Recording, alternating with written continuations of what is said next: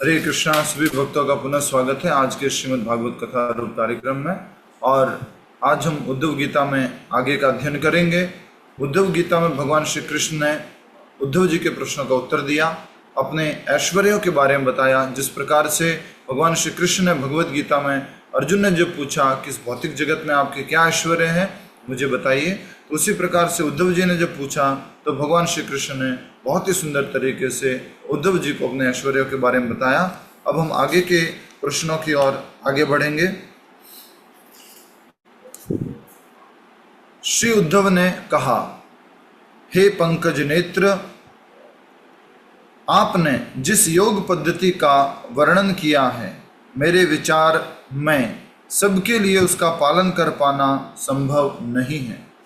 कृपया मुझे बताइए कि वर्णाश्रम धर्म के अनुयायी एवं इंद्रियों पर नियंत्रण न रखने वाले साधारण मनुष्य किस प्रकार अपने कर्म करते हुए कर्मयोग आपकी प्रेम भक्ति प्राप्त कर सकते हैं। तो उद्धव जी ने बताया कि भगवान, आपने ज्ञान योग के बारे में बताया, आपने अष्टांग योग के बारे में बताया, आपने और भी अलग अलग प्रकार के ध्यान विधियों के बारे में बताया।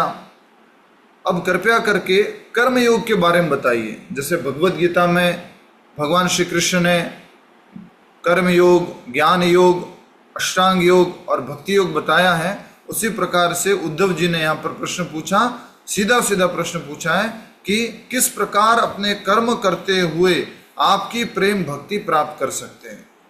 कर्म योग करते करते करते आखिरकार क्या प्राप्त करना है? प्रेम भक्ति।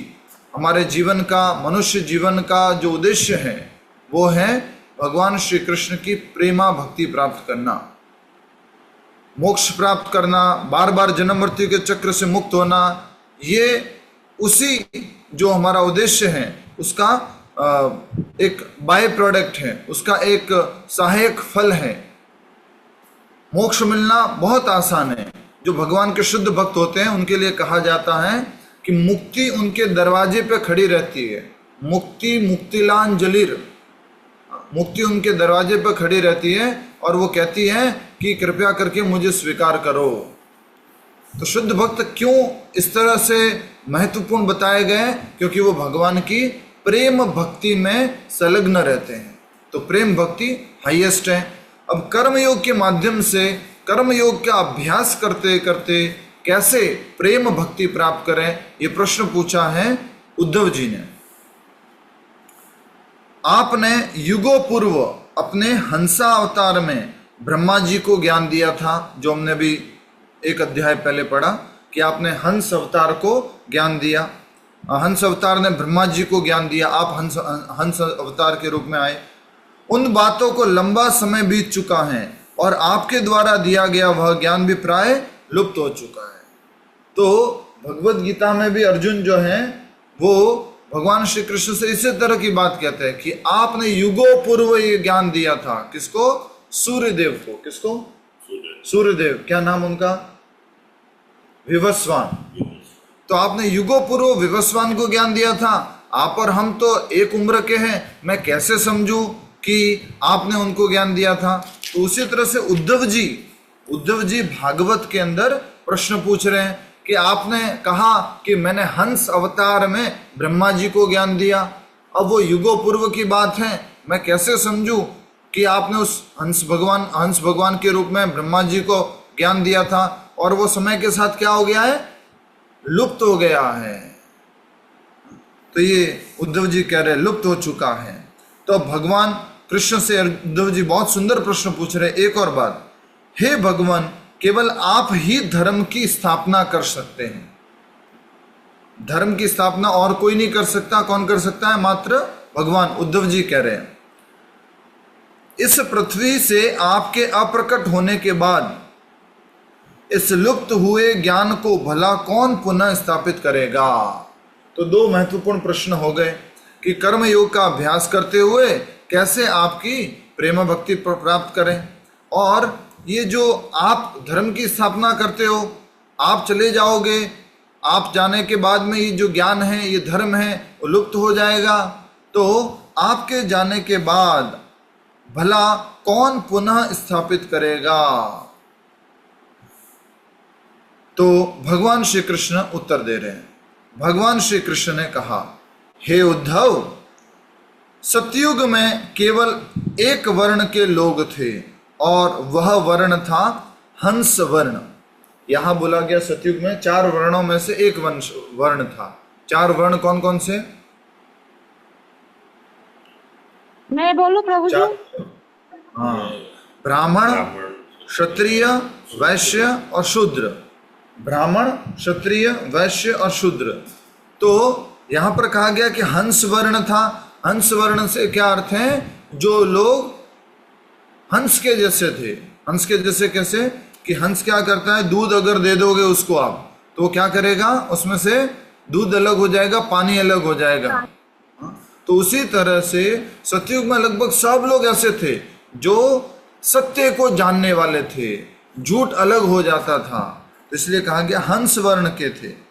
उस समय प्रत्येक व्यक्ति अपने कर्तव्यों का पूरा पूरा निर्वाह करता था। सब लोग अपने कर्तव्य को पूरे अच्छे से निभाते थे। नेक्स्ट, यहाँ कृत कृत्या शब्द का प्रयोग किया गया है, जिसका अर्थ है अपने कर्तव्यों का समुचित निर्वाह करने वाला। इस जगत में अभी कौन सा युग चल रहा है? कलयुग। तो कलयुग में ये बहुत बड़ी विडंबना है कि व्यक्ति अपना नियत कर्तव्य सही रूप से नहीं करता है। अपने हर कर्तव्य में वो क्या कर लेता है? मिलावट कर लेता है या चोरी कर लेता है। या तो मिलावट करेगा अपने कर्तव्य में या चोरी करेगा। तो कहा गया है कि अपने कर्तव्यों का समुचित निर्वाह करने वाला सतयुग में हुआ करता था, और इसलिए सतयुग और को कृतयुग भी कहा जाता है। तो सतयुग का एक और नाम क्या है? कृतयुग। कृतयुग मतलब क्यों बोला गया कृतयुग सतयुग को? क्योंकि कृत्य अर्थात हर एक व्यक्ति अपना कर्तव्य समुचित रूप से करता था। तो एक श्लोक आता है, कृतयध्यायतो विष्णुं त्रेतायाम यजतो मखेः द्वापरे परिचर्यायाम कलो तद हरि कीर्तनम। ये बहुत सिंपल और इंपॉर्टेंट श्लोक है कि कृतयध्यायतो विष्णु। कृतयुग मतलब सतयुग। सतयुग के अंदर क्या करने से? ध्यान करने से। त्रेतायाम यजतो मखे, त्रेतायाम यजतो मखे, त्रेता युग में क्या करने से? त्रेता युग में यज्ञ। द्वापरे परिचर्यायाम, द्वापर युग में भगवान की अर्चना, पूजा, विग्रह आराधना। द्वापरे परिचर्यायाम, और कलो तद हरि कीर्तनम, और कलयुग में हरि का कीर्तन, भगवान का कीर्तन मात्र करने से। तो इसलिए सतयुग को कृतयुग भी कहा गया। ये सब बोल रहे हैं भगवान श्री कृष्ण उद्धव जी को। उस समय एक ही वेद था और मात्र ओम के उच्चारण से उसे समझा जा सकता था। भगवान हंस पर ध्यान करना ही एकमात्र धर्म विधि थी, और भगवान हंस पर ध्यान करना, हंसावतार भगवान श्री हरि, और एक ही वेद था। सबसे पहले वेद कौन सा था? 4 वेदों में से सबसे पहले एक ही वेद था। कौन सा वेद था? अथर्ववेद। प्रभु जी यजुर्वेद। यजुर्वेद यजुर्वेद था प्रभु जी। यजुर्वेद। नहीं, यजुर्वेद। मगर प्रभु जी इसमें नीचे लिखा है, त्रेता युग के आरंभ में मेरे हृदय से 3 भागों में वैदिक ज्ञान प्रकट हुआ, ऋग्वेद, सामवेद और यजुर्वेद।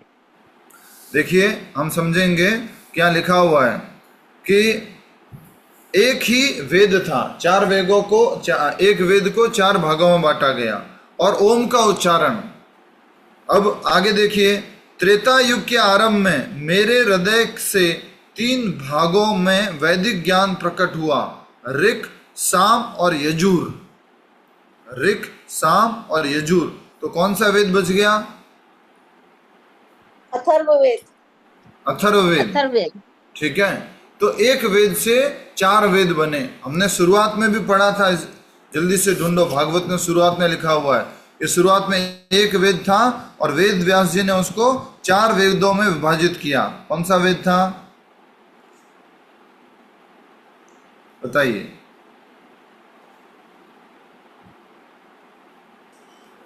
एक वेद को 4 भागों में विभाजित किया गया।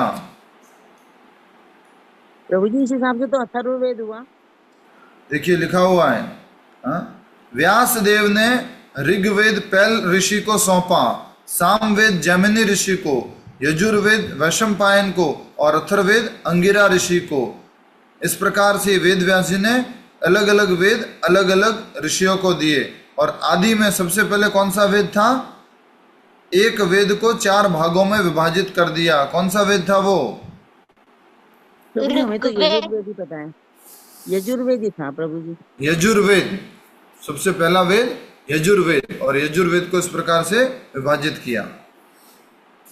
अभी हम जब कथा करने के लिए आ रहे थे तो हमारे को एक फोन आया, और वो एक स्वामी जी है, महाराज जी है। तो हमारे जो अंकल हैं वो उनको मानते हैं गुरुदेव के रूप में।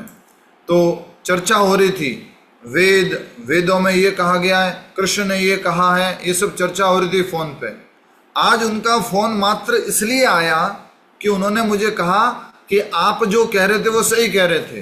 मैंने कहा क्या कह रहे थे आप? मैं भूल गया, आप कौन सी बात कह रहे थे? बोले वेद जो है भगवान की वाणी है, वेद भगवान की वाणी है। तो वो किसमें विश्वास करते हैं? वो निराकार ब्रह्म में विश्वास करते हैं। लेकिन जब हमने चर्चा की और उनको बताया कि वेद भी कहां से आता है, वेद कहां से आते हैं? भगवान से आते हैं। भगवान गीता में 15वें अध्याय के 15वें श्लोक में कहते हैं, वेदेश्च सर्वेर अहमेव वेद्यो, वेदों के द्वारा मुझे जाना जाना है। वेदांकृत वेद इव चाहम, वेदों को द्वारा मुझे समझा जाना है, और वेदों का संकलन करने वाला मैं हूं, वेदों का उद्देश्य मैं हूं। तो अगर कोई भगवान का भक्त बन जाता है तो वो सबसे बड़ा वेदांती है। सबसे बड़ा वेदांती कौन? जो भगवान का भक्त बन गया। ठीक है। तब वेदों के माध्यम से मैंने यज्ञों की स्थापना की, और उन्हीं यज्ञों को संपन्न करना उस युग में आध्यात्मिक पूर्णता प्राप्त करने की विधि बनी। ये कौन से युग में हो गया? त्रेता युग में। भगवान बता रहे हैं कि सतयुग में मैंने क्या बताया? ओम का उच्चारण और ध्यान। त्रेता युग में क्या हो गया? भगवान ने क्या किया? यज्ञ प्रभु, यज्ञ वेदों में यज्ञ विधियां बताई है, तो भगवान ने यज्ञ स्थापित किए। तो त्रेता युग में यज्ञ हो गया। और फिर कह रहे हैं, मेरे विराट रूप से 4 वर्णों की उत्पत्ति हुई। मेरे मुख से ब्राह्मण, ब्राह्मणस्य मुखमासीत्, मेरे मुख से ब्राह्मण, भुजाओं से क्षत्रिय, जंघाओं से वैश्य और पैरों से शूद्र। तो भगवान के विराट रूप को या हमारे शरीर में भी देखें, हमारे शरीर में भी देखिए सभी लोग। हमारे शरीर में जल्दी से बताओ, हमारे शरीर में क्षत्रिय कौन है? हमारे शरीर में क्षत्रिय कौन है? ये क्षत्रिय हो गया। वैश्य कौन है? वैश्य, आवाज नहीं करना, इशारा करना। ये वैश्य होगा। शूद्र कौन है? पैर, शूद्र हो गए। ब्राह्मण कौन है? ये ब्राह्मण। तो ये ब्राह्मण, ये क्षत्रिय, ये वैश्य और शूद्र। तो भगवान का जो विराट रूप है उसमें उनके विराट रूप से इस प्रकार से 4 वर्ण आए। पहले कौन सा वर्ण था? हंस वर्ण, एक वर्ण बताया गया। ठीक है। इसी प्रकार 4 आश्रमों की उत्पत्ति हुई। विराट रूप के जननांगों से ग्रस्तों की, हृदय से ब्रह्मचारियों की, वक्ष स्थलों से वानप्रस्थियों की, और मेरे सिर से सन्यासियों की। ये भी बहुत सुंदर है समझने के लिए। कितना सुंदर है। ग्रस्तों की उत्पत्ति कहाँ हुई? भगवान के विराट रूप के जननांग से। और ब्रह्मचारियों की उत्पत्ति कहाँ से हुई? भगवान के हृदय से। सन्यासियों की उत्पत्ति भगवान के सिर से। और जो वानप्रस्थ है उनकी उत्पत्ति कहाँ हुई? भगवान के वक्ष स्थल से। तो भगवान के वक्ष स्थल से वानप्रस्थ, भगवान के हृदय से ब्रह्मचारी, भगवान के सिर से सन्यासी। 4 वर्ण हो गया, वर्ण तो इस प्रकार से हो गया। अब भगवान बता रहे हैं 4 आश्रमों के बारे में। समाज को जब 4 भागों में बांटा जाता है तो उसको कहते हैं वर्ण, और मनुष्य की आयु को जब 4 भागों में बांटा जाता है तो उसको कहते हैं आश्रम। समाज को, पूरे समाज को 4 भागों में बांटेंगे तो उसको बोलते हैं वर्ण, और मनुष्य की आयु को 4 भागों में बांटते हैं उसको बोलते हैं आश्रम। तो आश्रम के बारे में बताया भगवान ने कि ब्रह्मचारी मेरे हृदय से, और जो वानप्रस्थ है वो मेरे सीने से, और जो गृहस्थ है वो मेरे जननांग से, और सन्यासी मेरे सिर से प्रकट हुए हैं। ठीक है।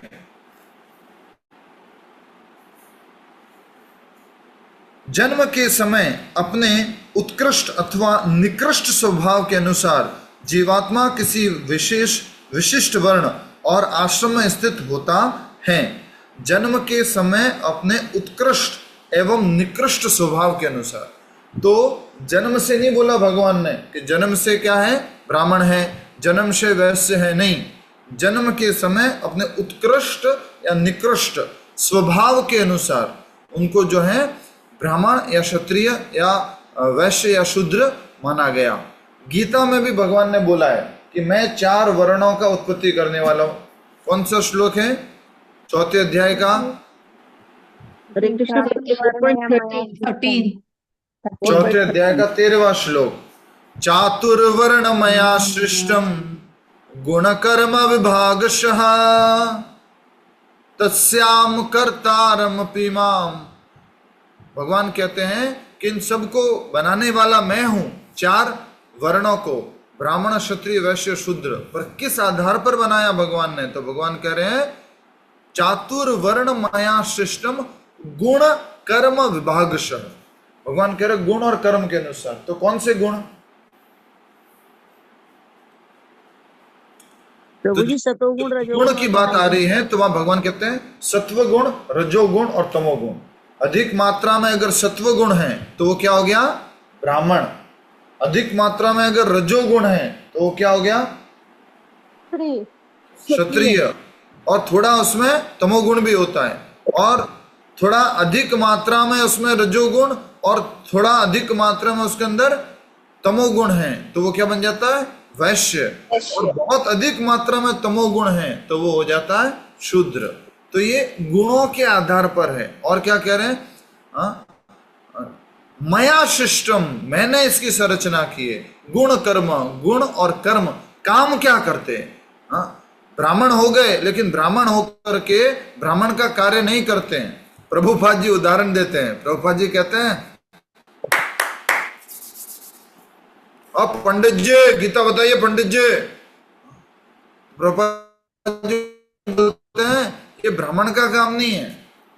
ब्राह्मण लिखा हुआ है पंडित जी चाय वाले, पंडित जी समोसा कचौरी वाले, तो वो पंडित जी नहीं रहे। पंडित जी क्या बन गए? वैश्य। पंडित जी क्या बन गए? वैश्य बन गए। पंडित जी वैश्य बन गए, वैश्य बन गए। शर्मा साड़ी भंडार, पंडित साड़ी भंडार, तो वो क्या हो गए? वैश्य बन गए। तो कर्म के आधार पर बताया गया है। आगे बढ़ते हैं। जन्म के समय अपने उत्कृष्ट एवं निकृष्ट स्वभाव के अनुसार जीवात्मा किसी विशिष्ट वर्ण और आश्रम में स्थित होता है। अनुद्विग्नता, आत्मनियंत्रण, तपस्या, स्वच्छता, संतोष, सहनशीलता, सरलता, मेरी भक्ति, दया तथा सत्य, ये ब्राह्मणों के सहज गुण हैं। तो ये भगवान ने गीता में भी बताया ब्राह्मणों के गुण। कहां पर बताया? कौन से अध्याय में? ब्राह्मणों के गुण प्रभु जी 18 अध्याय में, 18वें अध्याय में, श्लोक संख्या 42। श्लोक संख्या 42, 18वें अध्याय के 42वें श्लोक में बताते हैं ब्राह्मण के गुण के बारे में। अब यहाँ पर भी कहा गया है अनुद्विग्नता, आत्मनियंत्रण, तपस्या, स्वच्छता, संतोष, सहनशीलता, सरलता, मेरी भक्ति, दया तथा सत्य, ये ब्राह्मणों के सहज गुण है। वहां 9 गुण बताए थे ब्राह्मणों के। कौन सा श्लोक है वो? श्लोक की शुरुआत को कहां से होती है? 18.42। प्रभु जी शौचम से होती है। नहीं प्रभु, शमोदम। बोलिए कहां से शुरू होता है? समो दमो तपः। शमो दम तपस्सोषम। समोदमः। शान्तिराजर्वमेव च शांति आर्जुमेव च। ज्ञानं विज्ञानमास्तिक्यं ब्रह्म ज्ञान कर्म। विज्ञान मास्तिक्यम ब्रह्म कर्म स्वभावजम। तो वहां पर 9 गुण बताए थे, ब्राह्मण किस प्रकार से कार्य करता है। यहां पर बता रहे हैं अनुद्विग्नता। अनुद्विग्नता का मतलब क्या है? उद्विग्न नहीं होता है, आत्मनियंत्रण, अपने आप पर नियंत्रण रखता है। तपस्या, अपने आप को तपस्या के द्वारा खुद से तपस्या करता है, वॉलंटियरली एक्सेप्टेंस सम इनकन्वीनियंस। संतोष, शांत रहता है, सेटिस्फाइड रहता है। सहनशीलता, सहन करता है। सरलता, मेरी भक्ति, दया तथा सत्य। कितने हो गए? 1 2 3 4 5 6 7 8 9 और एक छूट गया 10। प्रभु जी, स्वच्छता। एक छूट 10 गया गुण है प्रभु यहाँ जी, पर। स्वच्छता छूट गया। ठीक है माता जी, 10 गुण है यहाँ पर। अदम्य शक्ति, शारीरिक बल, दृढ़ता, शूरवीरता, सहनशीलता, उदारता, कर्मठता, स्थिरता, ब्राह्मणों का सम्मान तथा नेतृत्व की क्षमता, ये क्षत्रियों के गुण हैं। तो भगवान गीता में भी सेम बात बताते हैं कि क्षत्रिय जो नेतृत्व करने वाला है, लीड करने वाला है। अभी जो भारत की स्थिति चल रही है, भारत और पाकिस्तान के बीच में युद्ध चल रहा है, तो अभी क्षत्रिय लोग जो हैं, वो हमारे जो सैनिक हैं, वो अपनी हीरोइज्म दिखा रहे हैं, अपना जो शौर्य दिखा रहे हैं, अपना जो धैर्य, क्या कहते हैं, शारीरिक बल जो दिखा रहे हैं, अपनी शक्ति को दिखा रहे हैं। ये किसका लक्षण है? क्षत्रियों का। ठीक है। वैदिक संस्कृति में श्रद्धा, दानशीलता, निष्कपटता, ब्राह्मणों की सेवा तथा धन संग्रहण करने की सतत इच्छा, ये वैश्यों के सहज गुण हैं। मुस्कुरा दीजिए। वैश्यों का सहज गुण है क्या? धन संग्रह करने की सतत इच्छा, धन ग्रहण करने की सतत प्रभु इच्छा। जी व्यापारी होते हैं ना, इसीलिए धन संग्रह तो करेंगे ही। यह धन संग्रहण करने की सतत इच्छा।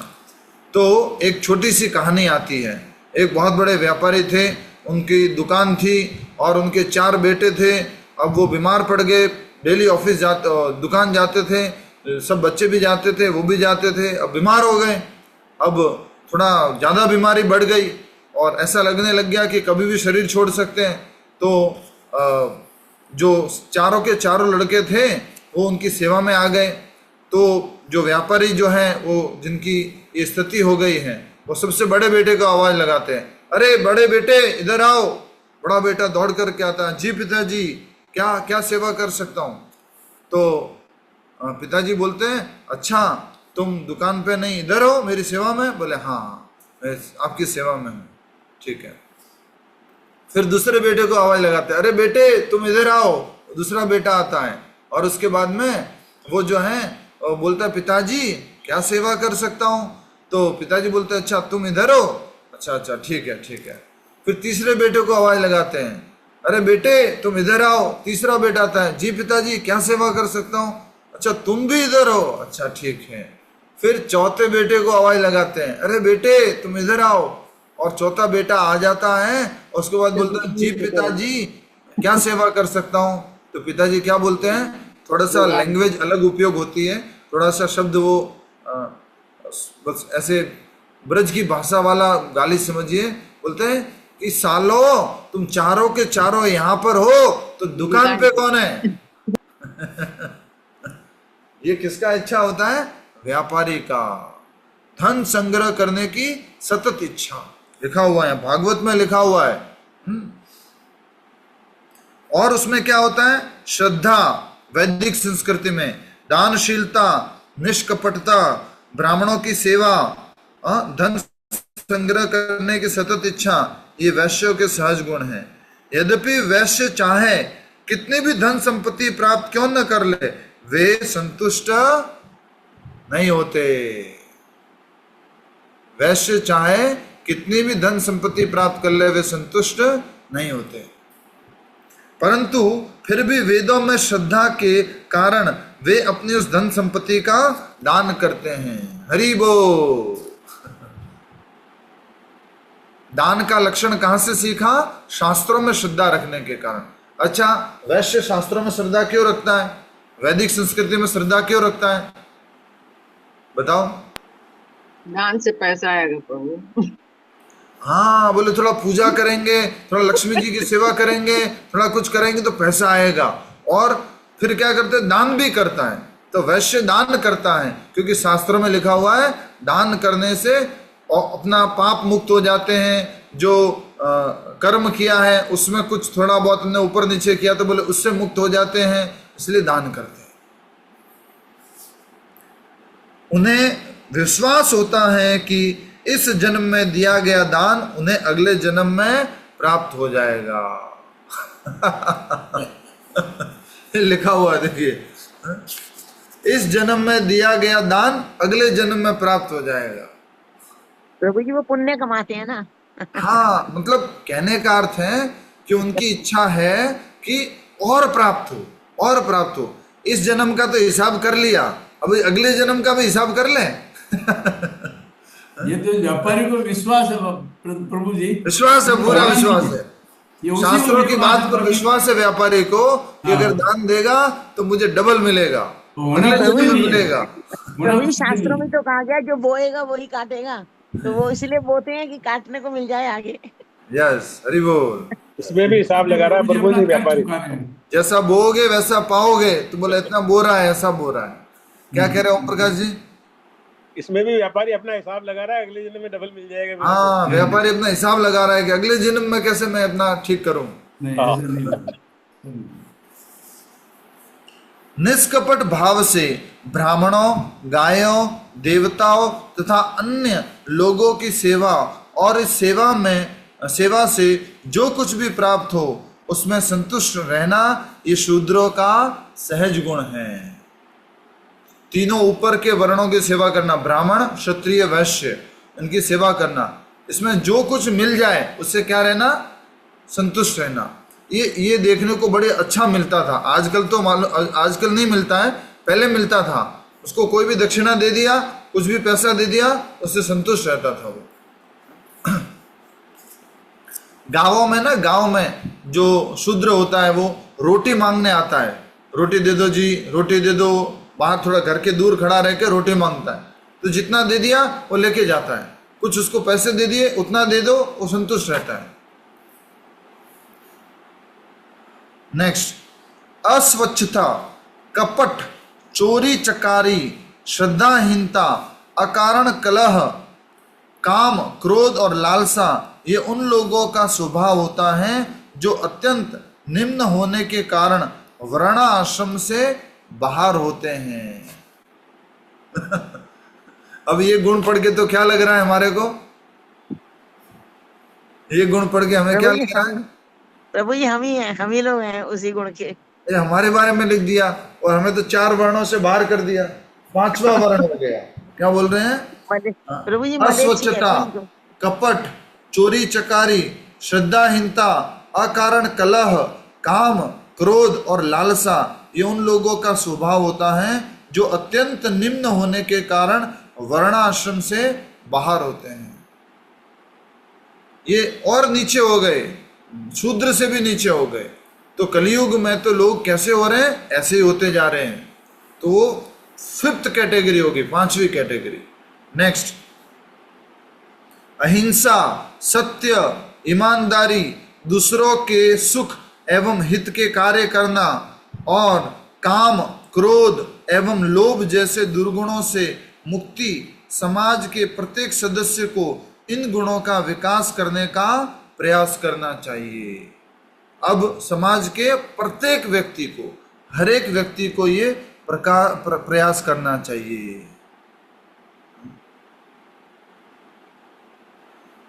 प्रत्येक व्यक्ति को क्या कोशिश करनी है कि अहिंसा, सत्य, ईमानदारी, दूसरों के सुख एवं हित में कार्य करना, काम और क्रोध एवं लोभ जैसे दुर्गुणों से मुक्ति, समाज के प्रत्येक सदस्य को इन गुणों का विकास करना चाहिए। नेक्स्ट, संस्कारों के माध्यम से पवित्र होने के बाद इन 3 वर्णों के बच्चे दीक्षा के समय गायत्री मंत्र प्राप्त करते हैं। अब ऐसा कहा जाता है जन्मनात् जायते शूद्रः, जन्म से हर कोई कैसा होता है, पैदा हुआ तो कैसा है, जन्मनात् जायते शूद्रः, संस्कारात् भवेत् द्विजः, संस्कार से क्या बनता है, द्विज बनता है। द्विज का मतलब क्या हो गया, जिसका 2 बार जन्म हुआ, दूसरा बार जन्म, वो कौन हो गया, ब्राह्मण। पहला जन्म माता पिता से, प्रभुपाद जी लिखते अपने प्रवचन में कि माता पिता से जन्म होना वो तो पशु पक्षियों का भी होता है। हाँ? पशु पक्षी भी जन्म देते हैं बच्चों को, बच्चे पैदा हो गए, हमने भी बच्चे पैदा कर लिए या वो बच्चे पैदा हो गए। तो मनुष्य में और पशुओं में क्या फर्क हुआ, बोले मनुष्य दोबारा जन्म ले सकता है। दोबारा जन्म लेने से क्या मतलब है, दोबारा जन्म लेने से मतलब है गुरु पिता बने और शास्त्र क्या बने, माता। गुरु से जब दीक्षा हो जाती है तो उसका क्या होता है, दूसरा जन्म। और इसलिए उसको फिर दोबारा से नया नाम देते हैं। जैसे हमारी दीक्षा हुई तो हमारे को नया नाम दिया गया, पहले नाम कुछ और था, अभी हमारा नाम कुछ और हो गया। अभी हमारे माता पिता कौन है, गुरुदेव माता पिता है, वेद शास्त्र माता है, गुरु जो पिता है। बहुत महत्वपूर्ण बात कही जा रही है ये बात। हा? तो हर एक मनुष्य का क्या होना चाहिए, दूसरा जन्म होना चाहिए। अर्थात क्या है कि गुरु से दीक्षा प्राप्त करनी है, गुरु से दीक्षा लेनी है। हे गुरुदेव, मैं आपका शिष्य हूं, अब आप मुझे बताइए मुझे आगे अपना जीवन कैसे जीना है। जिंदगी भर ऐसे नहीं करना कि मैं जैसा सोचूंगा वैसा करूंगा, नहीं। अपने इस मन को, बुद्धि को गुरु नहीं बना के रखना है। हमें क्या करना है, मन और बुद्धि को गुरुदेव श्रील प्रभुपाद जी को समर्पण कर देना है। और जैसे वो गुरुदेव प्रभुपाद जी बता रहे हैं वैसे ही हमें आगे अपने कार्य करने हैं। तो दूसरा जन्म होना चाहिए, दूसरा जन्म, द्विज, ठीक है।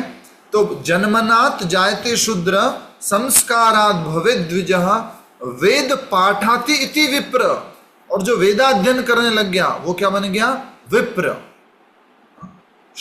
शूद्र, ब्राह्मण, विप्र। और आगे कहा जाता है वेद पाठाति इति विप्रः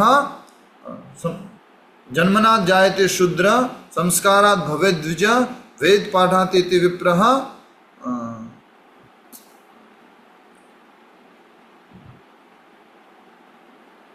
एक रह गया, वेद पाठाति संस्कारात् भवेत् द्विज, ब्रह्म जानाति ब्राह्मण।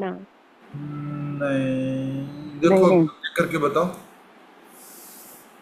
ठीक है। तो याद आता है तो बताता हूँ मैं। विप्रह का क्या मतलब होता है प्रभु जी?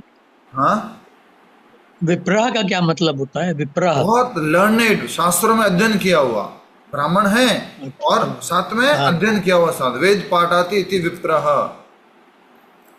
नहीं तो उससे कोई फॉर्मल डिग्री मिलती थी क्या सोसाइटी में? नहीं, विप्र, विप्र उनके नाम के आगे लग जाता था, विप्र। नहीं तो अगर पता कैसे लगता था कि उसने पढ़ा लिखा है कि नहीं पढ़ा लिखा है? गुरुकुल से शिक्षा प्राप्त किया, वेदों का अध्ययन किया है। द्विवेदी, त्रिवेदी, चतुर्वेदी, अलग अलग वेदी होते हैं। चारों वेदों का अध्ययन किया है, द्विवेदों का अध्ययन किया है। इस प्रकार से इसको बोला जाता है विप्र। वेद पाठाति इति विप्रः। चतुर्वेदी तो अभी भी होते हैं, लेकिन बिल्कुल इडियट भी होते हैं चतुर्वेदी, उसमें तो कोई बात नहीं। अभी चतुर्वेदी अलग हो गए हैं, अभी चतुर्वेदी व्यापारी हैं, अभी चतुर्वेदी जो है क्या कहते हैं, सीए है। हरे कृष्ण। तो चतुर्वेदी वगैरह का तो कोई मतलब रह नहीं गया, अभी खाली नाम के लिए है, अभी काम का नहीं है। कलयुग में सब ऐसा हो गया है। त्रिवेदी भी है। यस, आगे बढ़ते हैं। ओके,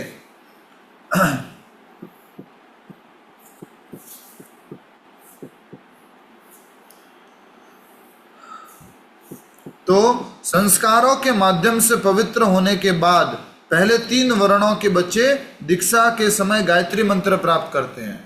तो अन्य 3 वर्णों की दीक्षा होती है, ब्राह्मण, क्षत्रिय और वैश्य। इन 3 वर्णों की दीक्षा होती है, शूद्र की दीक्षा नहीं होती। कौन से शूद्र? अगेन कर्म से शूद्र, कर्म से शूद्र, ठीक है, ये बहुत इंपॉर्टेंट है समझना। प्रभुपाद जी ने किसको दीक्षा दिया? 5वें वर्ण के लोगों को, 6ठे वर्ण के लोगों को। कौन? अमेरिका में रहने वाले लोग, हिपीज लोग, उनको दीक्षा दिया प्रभुपाद जी ने। उनको सन्यासी बना दिया, त्रिदंडी स्वामी बना दिया, वो प्रचारक बन गए। क्योंकि उनके क्या बदल गए? कर्म बदल गए, गुण बदल गए।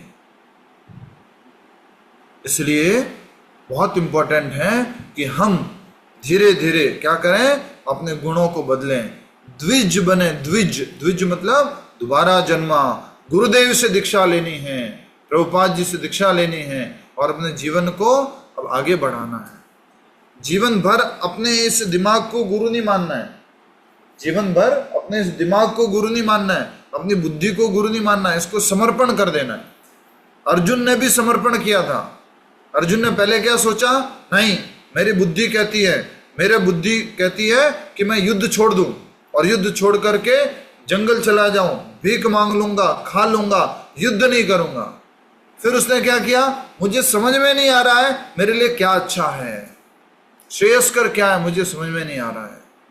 कार्पण्य दोषोपहत स्वभावा प्रच्छामि त्वाम धर्म सम्मूढ़ चेताः यश्रेयस्या निश्चितम ब्रूहि तन्मे शिष्यस्तेहम साधिमाम त्वाम प्रपन्नम। मेरे लिए श्रेयस्कर क्या है आप बताइए, अब मैं आपके शरणागत हूं, आप जैसा बताएंगे वैसा मैं पालन करूंगा।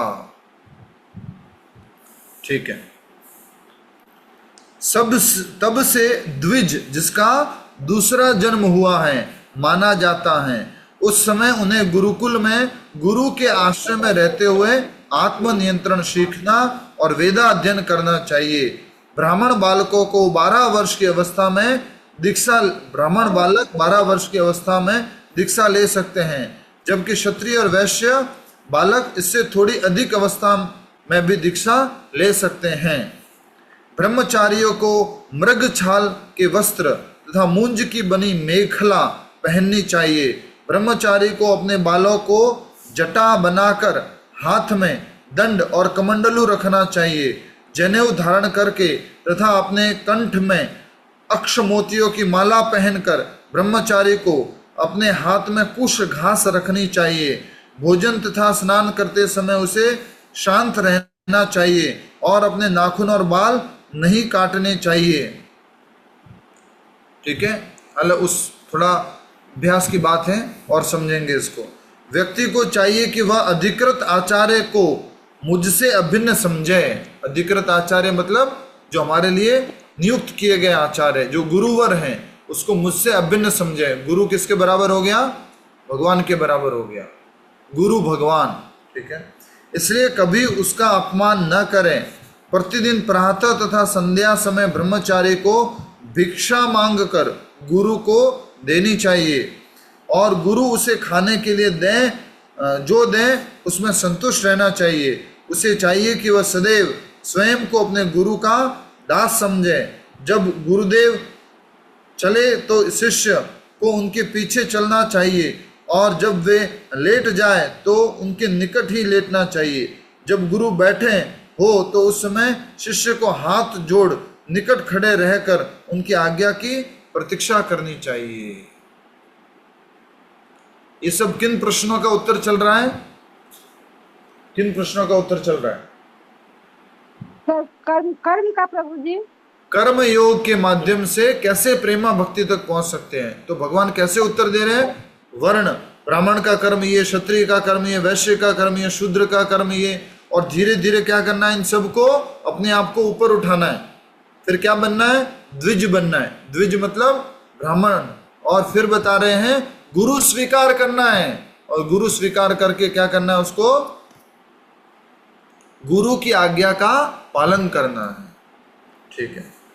अपनी शिक्षा समाप्त होने तक ब्रह्मचारी को ब्रह्मचर्य व्रत का खंडन नहीं करना चाहिए। यदि वह महरलोक अथवा ब्रह्मलोक जाने का इच्छुक है तो उसे नैष्ठिक आजीवन ब्रह्मचर्य का पालन करना चाहिए। अब ब्रह्मचारी के बारे में बताया गया है, तो अगर कोई व्यक्ति जाना चाहता है कहाँ पर? ब्रह्मलोक में और महरलोक में, तो उसको क्या करना है? नैष्ठिक ब्रह्मचर्य का पालन करना चाहिए। नैष्ठिक ब्रह्मचर्य क्या हो गया? नैष्ठिक ब्रह्मचारी क्या हो गया? आजीवन ब्रह्मचारी। आजीवन ब्रह्मचारी। साधारणतया क्या होता है कि ब्रह्मचारी, उसके बाद में वो कौन से आश्रम में जाता है? गृहस्थ आश्रम में। गृहस्थ आश्रम से फिर वानप्रस्थ आश्रम, फिर संन्यास आश्रम में जाता है। लेकिन एक होता है नैष्ठिक ब्रह्मचारी, जन्म से जब से पैदा हुआ है वो पूरा का पूरा जीवन ब्रह्मचारी जीवन में रहता है। तो इसका उदाहरण कौन है? प्रभुपाद जी के गुरु जी। प्रभुपाद जी के गुरु जी कौन है? भक्ति सिद्धांत सरस्वती महाराज, भक्ति सिद्धांत सरस्वती ठाकुर महाराज।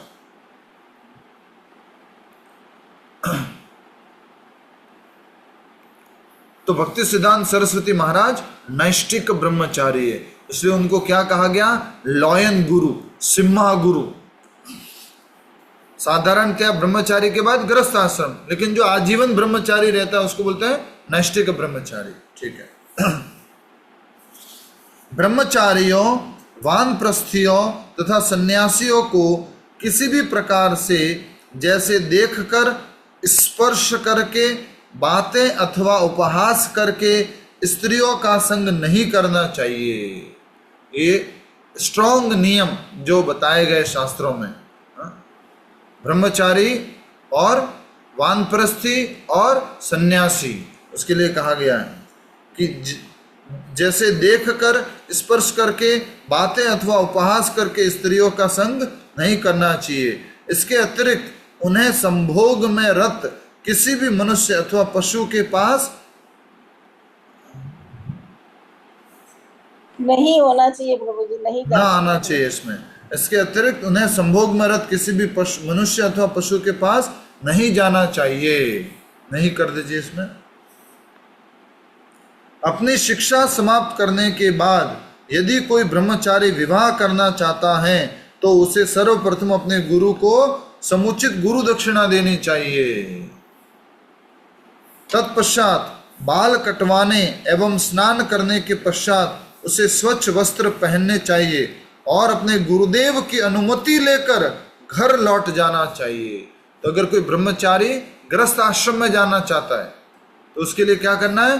गुरु को दक्षिणा अर्पण करना है और गुरु की आज्ञा लेकर के, गुरु की अनुमति लेकर के उसको आगे के आश्रम में प्रवेश करने के लिए फिर से अपने घर चले जाना चाहिए।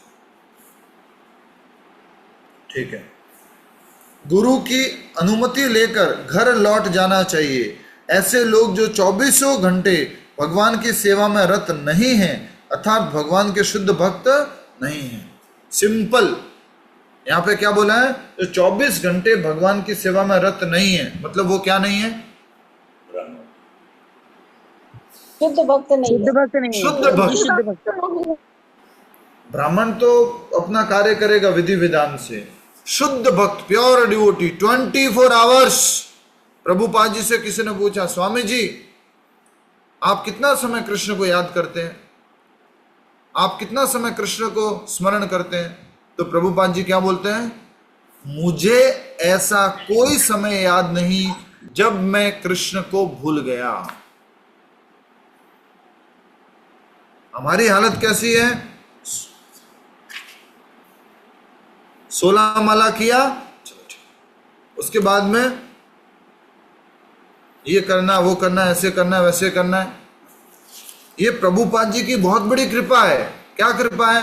कि अगर आप मंदिर से जुड़े हुए हो, अगर आप मंदिर में रहते हो तो क्या हो गया? आपका काम भी कृष्ण भक्ति हो गया। आप घर में रह करके अगर प्रभुपाद जी के आदेश का पालन कर रहे हो तो आपका काम भी, जो घर पे कार्य कर रहे हो, वो भी क्या बन गया? कृष्ण भक्ति बन गया। आपके कार्य का फल भी कृष्ण सेवा में लग रहा है। ये बहुत महत्वपूर्ण है। शुद्ध भक्त क्या होता है? जो 24 घंटे कृष्ण सेवा में लगा रहता है, कृष्ण चिंतन में लगा रहता है। नेक्स्ट, ऐसे लोग जो 24 घंटे भगवान की सेवा में रत नहीं हैं, अर्थात भगवान के शुद्ध भक्त नहीं हैं, उन्हें चाहिए कि वे पतन से बचने के लिए कठोरता से वर्णाश्रम के नियमों का पालन करें। जो हमेशा भगवान का भक्ति में नहीं लगे हुए हैं, उनको ब्राह्मण, क्षत्रिय, वैश्य, शूद्र या ब्रह्मचारी, गृहस्थ, वानप्रस्थ, संन्यास, जो जिस वर्ण और जिस आश्रम में है उसका कठोरता से पालन करें। यथाशीघ्र अपना शुद्धिकरण करना यथाशीघ्र अपना शुद्धिकरण चाहने वाले गृहस्थ को चाहिए कि वह वानप्रस्थ आश्रम स्वीकार कर ले। यथाशीघ्र पढ़िए क्या लिखा है।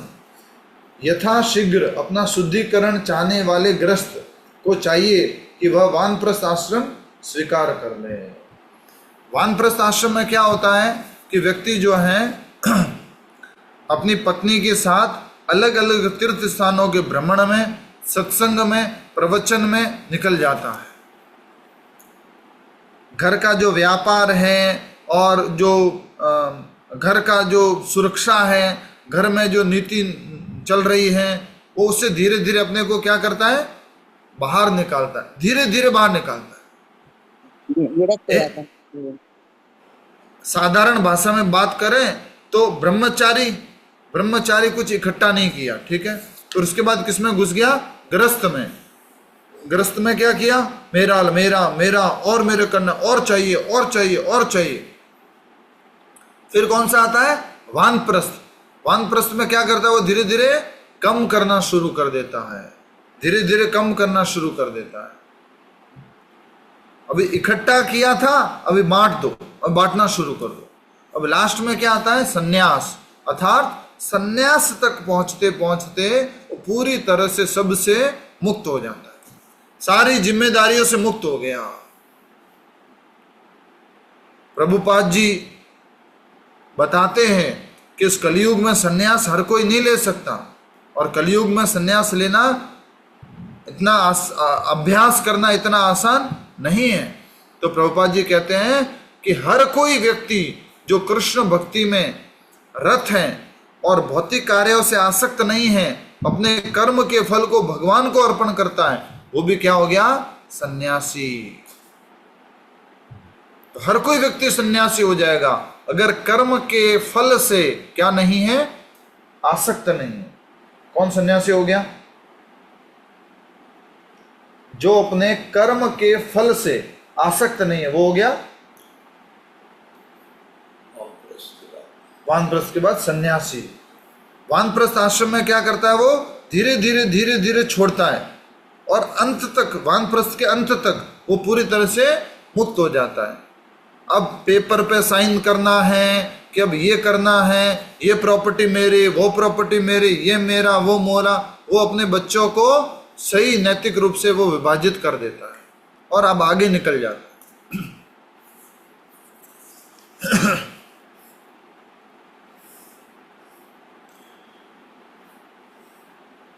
यथाशीघ्र अपना शुद्धिकरण चाहने वाले गृहस्थ को चाहिए कि वह वानप्रस्थ आश्रम स्वीकार कर ले। गृहस्थ आश्रम में प्रवेश को इच्छुक व्यक्ति को अपने वर्ण से पत्नी का चुनाव करना चाहिए। वह स्त्री शुद्ध चरित्र वाली तथा पति से उम्र में कम हो। अब देखिए कलयुग में तो सब कुछ चल रहा है, ठीक है, दूसरे वर्ण में भी हो रही है, उम्र का भी कुछ ऊपर नीचे चल रहा है। यदि पति एक से अधिक पत्नियों का इच्छुक है तो उसे उसके बाद पहली पत्नी से निम्न वर्ण वाली स्त्रियों से विवाह करना चाहिए। ये वैदिक नियम है सारे, भगवान बता रहे हैं। द्विजों को चाहिए कि वे यज्ञ तथा वेदाध्ययन करें और दान दें। कौन हो गए द्विज, मतलब कौन हो गए, ब्राह्मण, ब्राह्मण, दीक्षित, जिन्होंने दीक्षा ले रखी है। हाँ, दीक्षित, पठन पाठन, पठन पाठन, पठन पढ़ना, पाठन करवाना, पठन पाठन, यजन याजन, यज्ञ करना, यज्ञ करवाना, दान और क्या करना, दान करना, दान लेना और दान देना। ऐसा कहते हैं कि ब्राह्मण ने जो दान इकट्ठा किया है वो उसको अगले दिन के लिए नहीं रखता है, वो उसको क्या कर देता है, बांट देता है। दान और प्रतिग्रह, दान लेना और दान देना दोनों हो गया। तत्कर्मा ब्राह्मण। तो द्विजों को चाहिए कि वह यज्ञ तथा वेदाध्ययन करें, दान दें।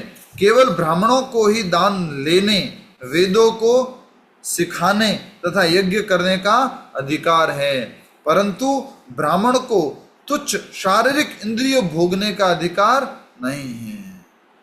ब्राह्मण को भौतिक इंद्रिय सुख में नहीं लगना है। ब्रह्मन चरति इति ब्राह्मणः, जो ब्रह्म में विचरण करता है, जो कृष्ण में, कृष्ण चिंतन में विचरण करता है, वो ब्राह्मण है। उसे तपस्या का जीवन स्वीकार करना चाहिए। ब्राह्मण मतलब तपस्या, जिससे मृत्यु के पश्चात वह असीमित सुख प्राप्त कर सके। सांसारिक बंधन से मुक्ति के इच्छुक ग्रस्त ब्राह्मण को बाजार अथवा खेतों में बिखरे पड़े अन्न को एकत्र करना चाहिए और दूसरों पर निर्भर नहीं रहना चाहिए। कौन सा? ग्रस्त ब्राह्मण, जो किसका इच्छुक है? मुक्ति का इच्छुक है। ब्राह्मण का जीवन किससे चलता था?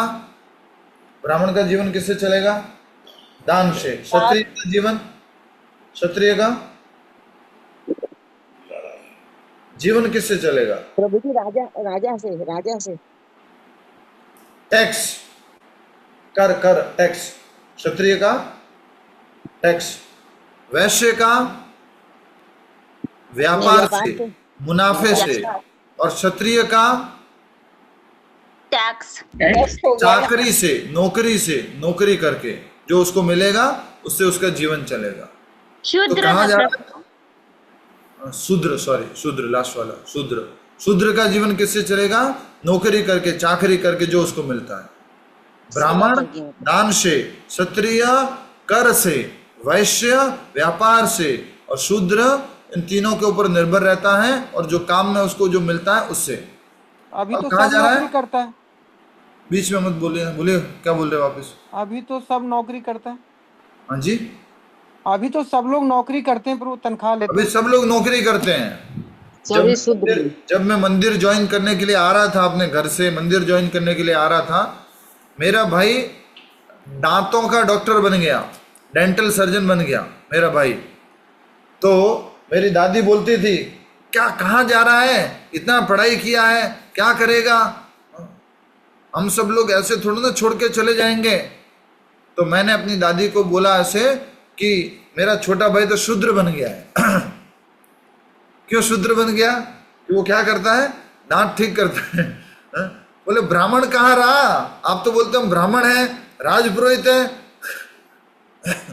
आप तो बन गए, शूद्र बन गए, दांत ठीक कर रहे हैं, उनकी गंदगी निकाल रहे हैं, वो सब कर रहे हैं, अब तो शूद्र बन गए। तो मेरी दादी को बहुत गुस्सा आया, हाँ हम ब्राह्मण हैं, कैसे शूद्र बोल रहे हो?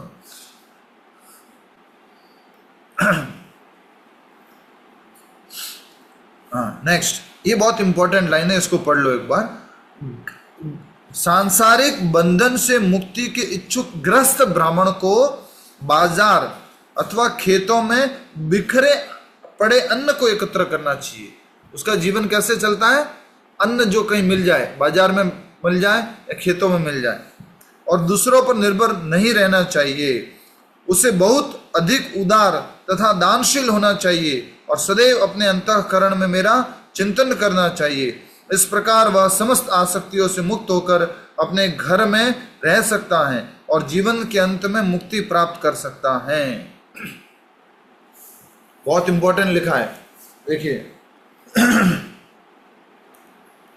उसे बहुत अधिक उदार तथा दानशील होना चाहिए और सदैव अपने अंतःकरण में मेरा चिंतन करना चाहिए। इस प्रकार वह समस्त आसक्तियों से मुक्त होकर अपने घर में रह सकता है और जीवन के अंत में मुक्ति प्राप्त कर सकता है। तो आसक्ति छोड़ देनी है और किसका चिंतन करना है? अधिक से अधिक भगवान का चिंतन करना है। अभी एक आपको इंपॉर्टेंट बात बताते हैं, ठीक है? इंपॉर्टेंट बात बताना।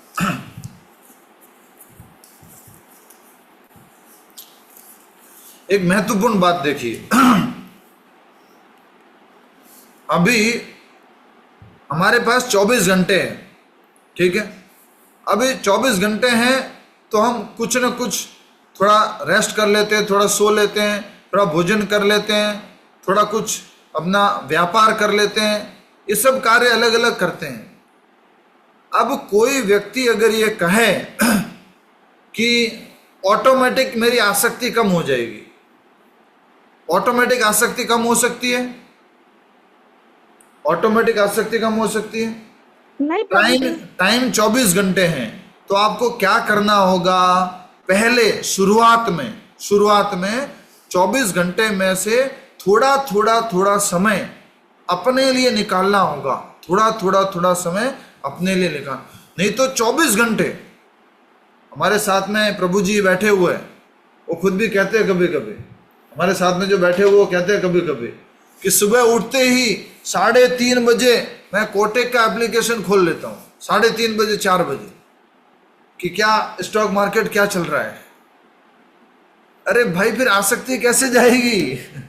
हाँ? क्यों रामावतार जी? प्रभु जी के दर्शन तो करा दो। दर्शन कराते हैं। मैं तो सुबह उठते ही नरसिंह आरती करता हूँ प्रभु जी फर्स्ट में। तो सुबह उठते ही क्या करते हैं? ये रहे प्रभु जी,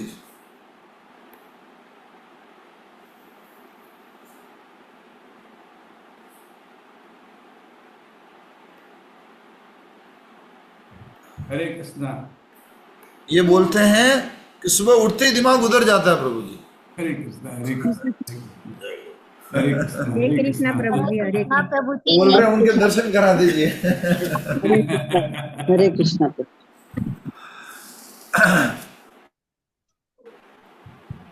तो मन हमारा ऐसा है, जब तक गुरु को स्वीकार नहीं करेंगे तब तक क्या होगा? मन बोलेगा कोई बात नहीं, अभी हो जाएगा, थोड़ा हो जाएगा। आसक्ति ऐसे कम नहीं होती है। जैसे कि ये मिठाई का डब्बा है, अब ये पूरा मिठाई का भरा हुआ, पूरा मिठाई का भरा हुआ है। अब मुझे इसके अंदर नमकीन भी चाहिए, मुझे नमकीन चाहिए, पर मुझे मिठाई खाली नहीं करनी है, तो नमकीन आ जाएगा क्या? बोलिए। प्रभु जी नहीं, मुझे इसमें नमकीन भी चाहिए, नहीं आएगा। तो इसमें से मिठाई खाली करनी पड़ेगी। अपने टाइम को जो इधर उधर लगा रहे हैं उसको कम करना पड़ेगा। और क्या करना पड़ेगा? यहाँ लिखा हुआ देखो, अपने अंतःकरण में मेरा चिंतन करना होगा, भगवान का चिंतन करना होगा। इस प्रकार वह समस्त आसक्तियों से मुक्त होकर अपने घर में रह सकता है और जीवन के अंत में मुक्ति प्राप्त कर सकता है। ऐसे व्यक्ति को क्या मिल जाएगा? मोक्ष मिल जाएगा, मुक्ति मिल जाएगी, क्योंकि उसने आसक्ति नहीं रखी, आसक्ति छोड़ देनी। जैसे वो व्यापारी था ना, वो व्यापारी क्या बोल रहा था लास्ट में? अरे सब लोग इधर बैठे हो तो दुकान पे कौन है? माइक बंद रखो प्लीज।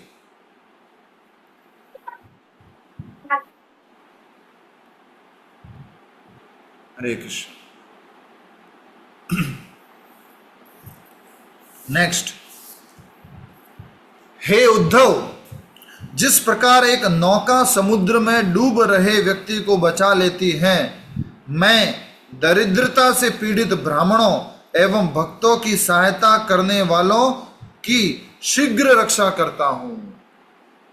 ब्राह्मण भगवान का क्या मंत्र है? नमो ब्रह्मण्य देवाय गो ब्राह्मण हिताय च जगद्धिताय कृष्णाय गोविंदाय नमो नमः। भगवान नमो ब्रह्मण्य देवाय, परम भगवान को मैं प्रणाम करता हूं। गो ब्राह्मण हिताय च, ब्राह्मणों से भी पहले क्या भगवान को प्रिय है? गाय।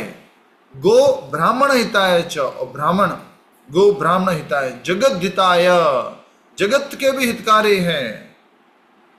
कृष्णाय गोविंदाय नमो नमो, ऐसे कृष्ण ऐसे गोविंद भगवान को मेरा प्रणाम है।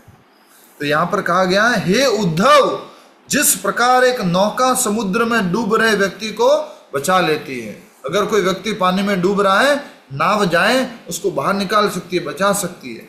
मैं दरिद्रता में पीड़ित ब्राह्मणों एवं भक्तों की सहायता करने वालों की शीघ्र रक्षा करता हूँ। जिस प्रकार हाथियों का प्रमुख अपने झुंड की रक्षा करता है, उसी प्रकार राजा को अपने सारे नागरिकों की रक्षा करनी चाहिए। राजा का क्या कर्तव्य है? सभी नागरिकों की रक्षा करना। अच्छा, सभी नागरिक में और कौन आ गए? प्रजा के अंदर और कौन आ गए? जानवर भी आ गए, पशु पक्षी भी आ गए। अभी कहां पर देखा गया था? केरल में या तमिलनाडु में, जो यूनिवर्सिटी के अंदर पूरा बुलडोजर चला दिए 200 एकड़ जमीन में। सारे जीवों को, हाँ, सारे जीवों की रक्षा करने वाला। अभी कहां सब आ गया, तो सारी वनस्पति भी आ गई। कहां पर हुआ था ये? अभी कहां पर हुआ था? बुलडोजर चला दिए थे, मार दिया था। तेलंगाना में अभी यूनिवर्सिटी की जमीन के ऊपर पूरा बुलडोजर चला दिए और पूरा मोर वहां रो रहे हैं और जानवर जो है घायल हो गए हैं। रातों रात किया उन्होंने। ठीक है। जिस प्रकार हाथियों का प्रमुख अपने पूरे झुंड की रक्षा करता है, उसी प्रकार राजा अपने सारे नागरिकों की रक्षा करनी चाहिए राजा को। इतना ही नहीं, ऐसा राजा जो अपने राज्य को पाप कार्यों से मुक्त रखकर अपने नागरिकों का समुचित पालन पोषण करता है और वह मृत्यु के पश्चात स्वर्ग में देवराज इंद्र के साथ भोग करता है। मतलब क्या कहा गया है कि समस्त नागरिकों का समुचित पालन पोषण करता है। तो अगर अपनी ड्यूटी ठीक करोगे, अपना कर्तव्य ठीक करोगे राजा के रूप में, तो क्या होगा? तुम और स्वर्ग का भोग प्राप्त करोगे। पर क्या मोक्ष मिला? मुक्ति मिली? मुक्ति मिली? राजा अपना कर्तव्य अच्छे से किया तो उसको क्या मिलेगा? नहीं, स्वर्ग का राज्य मिलेगा। हाँ, लेकिन मुक्ति तो कब मिलेगी? जब क्या करेगा? भक्ति करेगा। बिना भक्ति के मुक्ति नहीं मिलने वाली। तो उद्धव जी का प्रश्न है कि प्रेम भक्ति कैसे प्राप्त होगी? कर्म करो, कर्म करो, कर्म करो, मिल जाएगी क्या? नहीं, ऐसे नहीं मिलेगी। वो कैसा कर्म योग करना है? कर्म योग, कर्म योग मतलब, योग का मतलब जोड़ना। तो जब आप अपने कर्म के अंदर, अपने कर्तव्य में जब भगवान को जोड़ दोगे तो कर्म योग बन जाएगा। और कर्म योग करते करते करते करते आप क्या प्राप्त कर लोगे? प्रेमा भक्ति प्राप्त कर लोगे। आज सुबह सुबह आपका बांके बिहारी जी गए थे आपके साथ में। सुबह सुबह 3:30 बजे 4 बजे वहाँ पूजा शुरू हो जाती है। तो बहुत बढ़िया दर्शन हुए, बहुत बढ़िया वहाँ पर भगवान की कृपा हुई, अच्छी सेवा हुई। उसके बाद में एक व्यक्ति मिले और वो बता रहे थे कि वो पिछले लगभग 30-40 वर्षों से, सोचिए मैं क्या बोल रहे, 30-40 वर्षों से हर महीने आते हैं और गिरिराज जी की परिक्रमा लगाते हैं। हर महीने 30-40 वर्षों से। और उनके साथ में जो एक व्यक्ति है वो 50 वर्षों से आ रहा है। 50 वर्षों से, जब वो 20 साल का 18 साल का था तब से आ रहा है हर महीने। और गिरिराज जी की परिक्रमा लगाना हर महीने।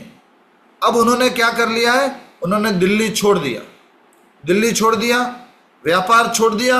अभी वृंदावन में घर ले लिया, वृंदावन में रहते हैं। अब वो अपना नाम जप करते हैं।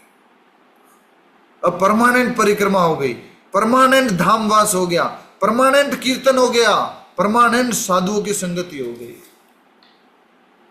इसको बोलते हैं कि धीरे धीरे धीरे धीरे धीरे धीरे भगवान की प्रेम भक्ति में आ जाओगे। भगवान से आकर्षण हो जाएगा, भगवान से संबंध हो जाएगा। इसलिए अपने आप को हर महीने किया 50 सालों तक, तब उसको क्या मिला है? वृंदावन का वास मिला है। वो आकर के पूरा यहां पर रहने लग गए, अपना नाम जप कर रहे, बढ़िया। नेक्स्ट, यदि कोई ब्राह्मण अपने नियत कर्तव्य करते हुए अपना भरण पोषण नहीं कर पा रहा तो वह वैश्य के समान ऐसा व्यापार कर सकता है जिसमें कोई हिंसा न हो। और यदि फिर वह स्वयं को दरिद्रता से मुक्त न कर पाए तो वह क्षत्रिय के समान हाथ में तलवार भी ले सकता है, परंतु उसे चाहिए कि वह किसी साधारण व्यक्ति को स्वामी मानकर कभी कुत्ते के समान उसकी सेवा न करे। ब्राह्मण का काम कभी इस प्रकार की सेवा करना नहीं है। ब्राह्मण कर्म से ब्राह्मण, फिर से बार बार कर्म से ब्राह्मण, ठीक है, गुणों से ब्राह्मण।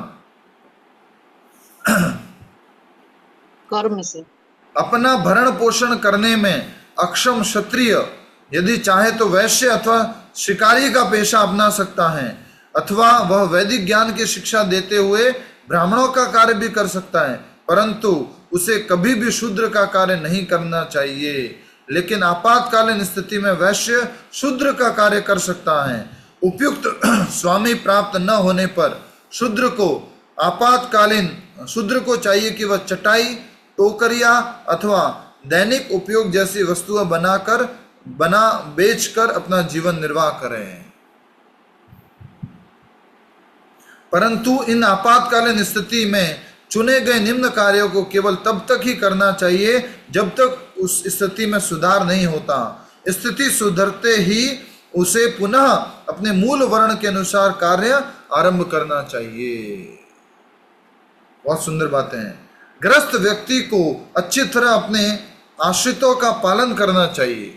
जो घर का मुखिया है, जो ग्रस्त है, उसको अपने पत्नी, बच्चे, उसके माता पिता, उनका अच्छे से ध्यान रखना चाहिए, अच्छे से पालन करना चाहिए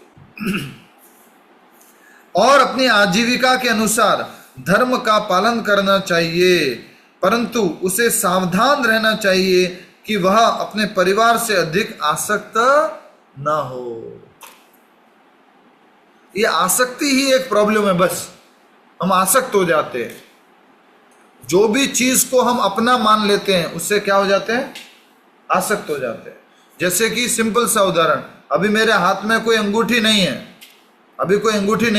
अभी मान लीजिए मैं कुछ अंगूठी पहन लेता हूं, तो मैं क्या हो जाऊंगा अंगूठी से, बोलो, आसक्त हो जाऊंगा।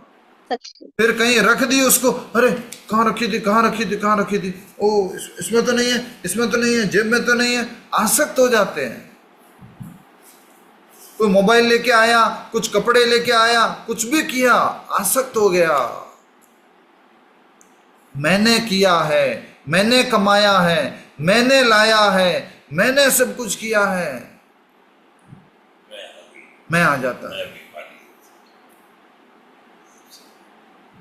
नाम नहीं लूंगा मैं, नाम नहीं लेता मैं। हमारे ही क्लास में एक है,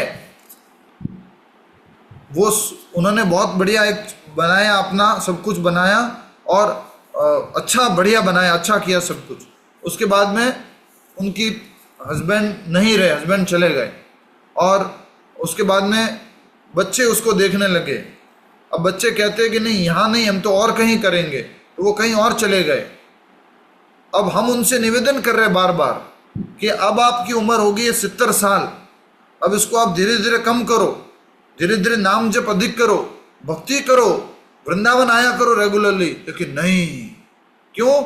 मैंने बनाया है, मैंने स्थापित किया है, मैंने इसको बड़ा किया है, इसलिए क्या लगता है कि नहीं छोड़ पाते। इसको क्या बोलते हैं? आसक्ति। और सबके साथ में ऐसा है, कोई सन्यासी हो, कोई महाराज जी हो, कोई गुरु जी हो, सब लोगों को अलग अलग प्रकार की आसक्ति है।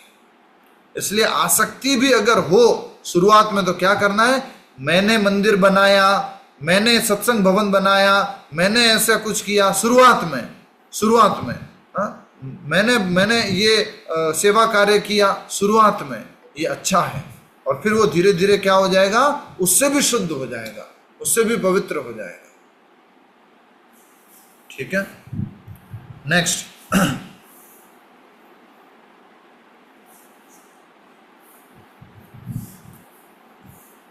ग्रस्त व्यक्ति को अच्छी तरह अपने आश्रितों का पालन करना चाहिए और अपनी आजीविका के अनुसार धर्म का पालन करना चाहिए, परंतु उसे सावधान रहना चाहिए कि वह अपने परिवार से अधिक आसक्त न हो। पत्नी, बच्चों, परिजनों तथा मित्रों का संग किसी धर्मशाला में कुछ समय के लिए मिले यात्रियों के समान है। हरि बोल। क्या लिखा है? पत्नी, परिजनों, बच्चों, मित्रों का संग किसी धर्मशाला में कुछ समय के लिए मिले यात्रियों के समान है। बोल दो एक बार, हरि बोल। बहुत सुंदर बात बताई गई है। मैं इसके ऊपर स्टोरी बताता हूं, पहले इसको पूरा कर लेता हूं। मुक्ति की इच्छा करने वाले ग्रस्त को इस सत्य पर गहराई से विचार करके अपने घर में एक अतिथि के समान रहते हुए, घर में कैसे रहना है? अतिथि के समान। अतिथि समझते हैं ना, वो घर की किसी चीज को अपना नहीं समझता है। जैसे इस घर में आए हैं अभी हम, तो ये घर हमारा नहीं है, हम यहाँ पर अतिथि है। कोई भी चीज हम लेके नहीं जाने वाले, यहाँ से कोई भी चीज लेके जा सकते हैं, अतिथि कोई नहीं। बोले ठीक है, मैं आया था, कुछ समय रहा, निकल गया। एक अतिथि के समान रहते हुए स्वामित्व की मिथ्या भावना से सर्वदा परे रहना चाहिए। मैं स्वामी हूं, मैं मालिक हूं, मैं करता हूं, ये क्या भावना है? झूठी भावना है, मिथ्या भावना है। इससे क्या रहना चाहिए? दूर रहना चाहिए। इससे वह समस्त बंधनों से मुक्त रह सकता है। हाय, मैं, मेरे बूढ़े माता पिता, मेरी सुकोमल पत्नी और उसके छोटे छोटे बच्चे, यदि मैं इनकी देखभाल नहीं करूंगा तो ये मर जाएंगे। इस प्रकार सोचते हुए मूर्ख ग्रस्त अपने परिवार से अत्यधिक आसक्त हो जाता है और उसका मन सदैव अपने परिजनों का चिंतन करता है और मृत्यु के पश्चात वह अज्ञानता और अंधकार युक्त स्थानों को प्राप्त होता है। तो क्या करना है? आसक्त नहीं रहना है। घर में रहते हुए अतिथि के समान रहना है, पड़ोसी के समान रहना है, आसक्त नहीं रहना है। बहुत बहुत महत्वपूर्ण बात है। तो दो कहानी बताते हैं, फिर आज की कथा को विश्राम देते हैं। प्रभु, ये फॉर्मूला बहुत काम आया है। माता जी कह रहे हैं कि ये फॉर्मूला बहुत काम आया है। फॉर्मूला बहुत काम आया। कौन सा फॉर्मूला? घर में रहो पड़ोसी के जैसे, घर में रहो पड़ोसी के जैसे। मेरा नहीं है कुछ, मैं आया हूं थोड़ी देर के लिए। बोल रहे बहुत काम आया। संसार में आते हैं अतिथि की तरह, अतिथि की तरह, लेकिन मैं पकड़ लेता है। क्योंकि क्या है ना, बात यह है कि हम मानते हम ये शरीर है, फिर हम क्या थोड़ा मेहनत से कुछ काम किया, हमने घर बनाया, हमने गाड़ियां लाई, हमने व्यापार किया, तो क्या लगता है फिर ये मेरा है, ये मेरा है। पर जिनको हमने मेरा मेरा किया, अपने बच्चों को, अपने पोतों को, वो भी एक दिन क्या कर देता है? बाय बाय दादू, ठीक है आप अपने यहाँ पे रहो, मैं मेरे यहाँ पे रहूंगा। पापा आप और पापा मम्मी आप साथ में रहो, हम अलग रहेंगे। कलयुग में बहुत जगह ऐसा होता है। सब लोग भगवान के पास जाते हैं। सब लोग भगवान के पास जाते हैं? कौन? नहीं, तब जाते हैं जब बाय बाय कर देते हैं, ये जानते हैं। हाँ, जब घर वाले छोड़ देते हैं तब बोलते हैं भगवान का नाम जप करना। तो अभी हम दो कहानी बताते हैं आपको संक्षिप्त में। तो एक तो ब्रह्मचारी की कहानी बताते हैं, आसक्ति के बारे में। आसक्ति तो एक ब्रह्मचारी था और एक कुटिया में रहता था, और गुरुजी जो हैं उनके साथ में रहते थे। गुरुजी कहीं चले गए तो ब्रह्मचारी जो है वो जैसे अंदर के वस्त्र पहनते हैं उसको बोलते हैं कोपिन। बच्चों को भी जो पहनाते हैं छोटे बच्चों की, उसको भी बोलते हैं कोपिन। तो ब्रह्मचारी कोपिन पहनता है। और उसने क्या किया कि उसने जो है कोपिन बाहर सुखाया तो चूहा आया। चूहा आया तो कोपिन को चूहे ने काट दिया। तो अब वो बहुत दुखी रहने लगा। अरे मेरी कोपिन, अरे मेरी कोपिन, क्या हो गया, ये तो चूहा काट रहा है। तो क्या करे, चूहा बढ़ गया है। फिर से उसने नया कोपिन बनाया तो वो भी काट रहा है चूहा। तो उसमें चूहे से अपनी रक्षा करने के लिए क्या पाल लिया उसने? क्या पाल लिया? बिल्ली। उसने बिल्ली पाली। अब बिल्ली पाल दी। अब बिल्ली को दूध चाहिए, तो बिल्ली को दूध चाहिए। अब चूहे तो नहीं है पर बिल्ली को दूध चाहिए, तो दूध कहाँ से आएगा? दूध कहाँ से आएगा? गाय चाहिए। दूध गाय से आएगा। तो बोले एक और गाय पाल लेते हैं। तो उसने क्या पाल लिया? गाय पालने के बाद क्या हुआ? बोले अब गाय पाल ली है, बिल्ली को दूध मिल रहा है, चूहे नहीं आ रहे हैं, अब मेरा कोपिन सुरक्षित है। अब जो है क्या हुआ, अब ये हो गया कि गाय को सेवा करने के लिए, गाय को ठीक रखने के लिए, उसको घास खिलानी है, उसको घास लेके आनी है, तो उसने किसको क्या कर लिया, उसने फिर गाय की सेवा करने के लिए फिर क्या किया, शादी कर ली। शादी कर ली, गाय की सेवा करने के लिए शादी कर ली। अब इस तरह से वो पत्नी के साथ में रह रहा है, फिर से वो सब ग्रस्त जीवन के जैसा उसका जीवन शुरू हो गया। गुरुजी वापस घूम फिर के आते हैं तो वहां देखते हैं कि वहां तो एक बच्चा है, एक पत्नी है और एक वो शिष्य है। और शिष्य से आके पूछते, बोले क्या हुआ, तो गुरुजी वो मेरा चूहा कोपिन खा रहा था। तो आसक्ति क्या कर लेती है, व्यक्ति को और आसक्ति में फंसा देती है। आसक्ति का एक क्या लक्षण है, और आसक्ति में फंसा देती है, और धीरे धीरे फंसता जाता है। और इसका एक अच्छा उदाहरण जो अलेक्जेंडर द ग्रेट था। अलेक्जेंडर द ग्रेट जो है वो यहाँ पंजाब के आसपास में अपना राज्य फैला रहा था, अपना पंजाब के आसपास में अपना वर्चस्व बना रहा था। तो उसमें अलेक्जेंडर के जो सैनिक वगैरह थे वो सब पहरेदार देते थे, उसका टेंट लगा हुआ था। वहां पर एक चोर घुस गया तो चोर चोरी कर दिया, उसने सब कुछ कर दिया, लेकिन वहां से जब वापस निकल रहा था तो चोर को पकड़ लिया गया। अगले दिन सामने अलेक्जेंडर के सामने प्रस्तुत किया गया कि अलेक्जेंडर ये चोर है और ये आपके राज्य में चोरी कर रहा था। तो अलेक्जेंडर बोलते हैं, मेरे राज्य में चोरी करते हो, जानते नहीं हो मैं अलेक्जेंडर हूं, पूरा विश्व विजेता, मेरे राज्य में चोरी करते हो। तो जो चोर था वो कहता है, एक बात कहूं, आप बुरा नहीं माने तो। बोले बोलो क्या बात है। बोले आप बड़े चोर और मैं छोटा चोर। आप बोले बड़े बड़े राज्य, बड़े बड़े गांव, बड़े बड़े देश चोरी करते हो अपनी सेना के साथ में, अपने बहुत सारे लोगों के साथ में, मैंने थोड़ी सी चोरी की है। अलेक्जेंडर को बहुत गुस्सा आता है।